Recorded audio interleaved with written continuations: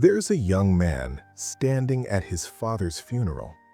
Everyone around him is sobbing. His mother can barely stand. His sister's mascara is running down her face. The priest is speaking, but nobody's really listening. They're all drowning in their own grief. And this young man, he feels absolutely nothing. Not sadness, not anger, not even the relief of tears.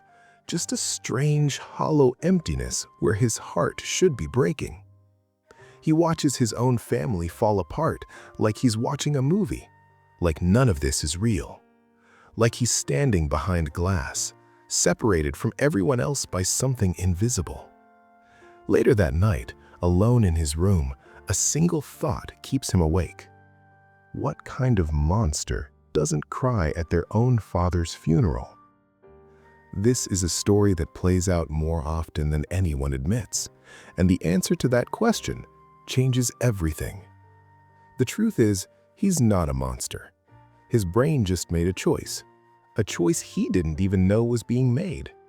See, when something overwhelming happens, like watching someone you love die, most people's brains go into one of two modes: fight or flight.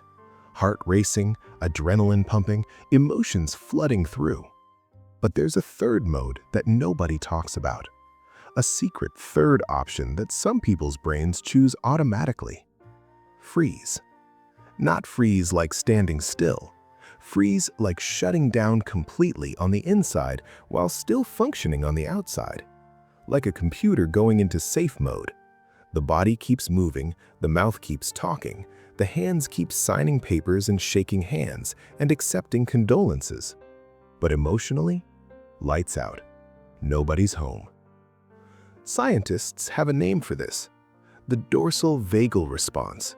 It's an ancient survival mechanism buried deep in the nervous system.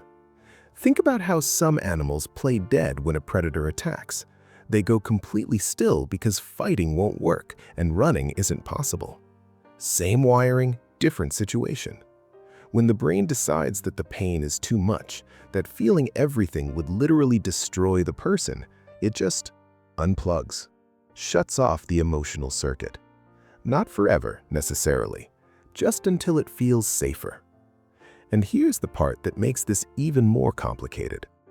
This response usually doesn't start at the funeral. It started years earlier. Maybe when that person was 8 years old and learned that crying meant getting yelled at. Or when they were 10 and realized nobody was coming to comfort them, so they had to comfort themselves by feeling nothing. Maybe they grew up in a house where emotions were weapons, where showing vulnerability meant getting hurt. So their brain learned emotions are dangerous, better to shut them down before they become a problem. Or maybe something traumatic happened, a death, violence, chaos, and their young mind couldn't process it, so it didn't. It just locked those feelings away somewhere deep and threw away the key. And once the brain learns that trick, it becomes the default setting.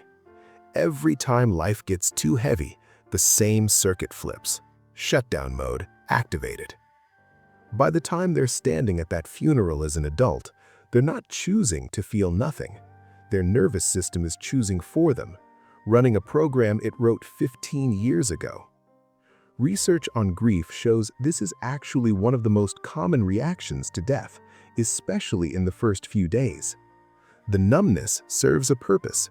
It lets people function when functioning is necessary. Someone has to call the relatives. Someone has to pick a casket and order flowers and make sure people know where to go. The person in emotional shutdown becomes that someone. They can do these things because they're not drowning in feeling. But here's where it gets dark. The funeral ends. Everyone goes home. Life slowly returns to normal for everyone else. They process their grief, they cry it out, they talk about it, and gradually the pain becomes something they can carry. But the person who didn't cry, they're stuck in limbo. They're waiting for the sadness to arrive, waiting for the breakdown everyone seems to expect. Days pass, weeks, nothing. They start to panic internally. When am I going to feel this? Why can't I cry? Did I not actually love them? These questions eat away at them, especially at 3 a.m. when everyone else is asleep. And other people make it worse without meaning to. They see someone going back to work, acting normal, and they assume everything's fine. Or they don't assume everything is fine. They assume something's wrong with that person. The whispers start. They didn't even cry at the funeral. They seem completely over it already. I guess they weren't that close. Each comment is a knife, even when it's not said directly to their face. Friends don't know how to act around them. How do you comfort someone who doesn't seem sad? So they stop trying. They move on, and the person who's frozen gets left behind, isolated in their numbness, which makes the numbness worse. It's a terrible cycle. Then, months later, something strange happens. They're driving to work and a song comes on the radio. A song their dad used to sing badly in the kitchen, and suddenly they're pulling over on the highway, sobbing so hard they can't breathe. Or they're watching TV and a commercial shows a father and son fishing and they completely fall apart over a random Tuesday night commercial. The grief shows up out of nowhere, in the wrong place at the wrong time, and it's devastating. People around them are confused. I thought they were fine. Why are they breaking down now? But they were never fine. The grief was there the whole time, just locked behind a door their nervous system wouldn't let them open. Until suddenly, for reasons nobody can predict, the door opens and everything floods out at once. This delayed reaction makes the person feel even more broken. Normal people grieve at the funeral. What's wrong with me that I'm crying about this 6 months later in a Walmart parking lot? But here's what most people miss. This response, as painful as it is, actually shows something remarkable about the human brain. It shows adaptation, survival, the ability to keep functioning when most people would collapse. Think about what actually happens at a funeral. Somebody has to hold it together. Somebody has to make decisions, coordinate people, make sure grandma gets home safely. While everyone else is processing their emotions in real time, the person in freeze mode becomes the anchor. They keep the ship floating. That's not nothing. That's actually incredibly valuable, especially in crisis. The problem is, they pay for it later. They sacrifice their own grieving to take care of everyone else. And when they finally need support, everyone's moved on because they thought this person was fine. The other thing people miss, this numbness isn't just about the current loss. It's carrying every loss that came before. Every time they shut down their emotions to survive, it left a mark. Now their nervous system doesn't know how to do anything else. It's like a muscle that's been trained one way for so long, it's forgotten how to move differently. So, what actually helps someone in this situation? First, they need to understand this isn't a character flaw. They're not emotionally broken or incapable of love. Their body is trying to protect them using the only method it knows. That method might be outdated, it might not serve them anymore, but it's not coming from a place of deficiency. It's coming from intelligence. Their brain is smart enough to know when to shut things down before they become too much. Second, they need people who don't require them to perform grief. People who won't say, "Just let it out," or "It's okay to cry," because they can't. Their nervous system won't let them, and forcing it makes everything worse. What helps is people who can sit in silence, who don't need tears to believe someone's hurting, who understand that grief looks different for everyone. Third, they need to reconnect with their body, not their thoughts. The numbness lives in the body, in the tight jaw, the rigid shoulders, the shallow breathing. Learning to notice these physical sensations without trying to change them is the first step towards unfreezing. Just noticing, that's it. Oh, my chest is tight right now. Oh, I'm clenching my fists. Simple observations. Over time, this awareness can help the nervous system realize it's safe enough to feel again. And fourth, This is crucial. They need to abandon the idea that grief has a timeline. 2 weeks is fine. 2 years is fine. 5 years is fine. There's no expiration date on processing loss.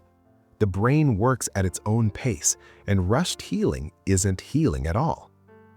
What definitely doesn't work is judgment, comparing them to other grievers, suggesting they didn't really care, calling them cold or distant. These comments don't motivate someone to feel more. They just add shame to an already unbearable situation.